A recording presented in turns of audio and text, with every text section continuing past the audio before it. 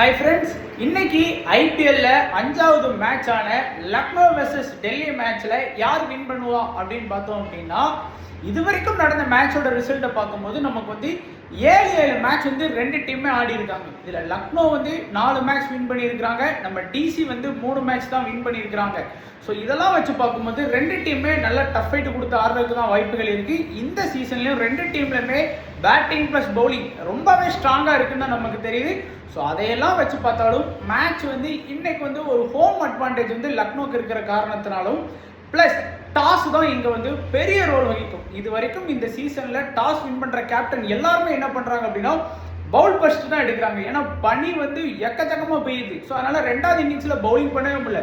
So toss யார் win பண்றாங்களோ அவங்க தான் மேட்சை வந்து 90% வின் பண்றாங்க. ஸோ ரெக்கார்ட் வைஸா பார்த்தாலும் 2 டீம் ஸ்ட்ராங்கா இருந்தாலும் டாஸ் தான் இன்னைக்கு வந்து ரொம்ப முக்கியம். யார் டாஸ் வின் பண்றாங்களோ அவங்க மேட்சை வின் பண்றதுக்கு வாய்ப்புகள் பிரகாசமா இருக்குது.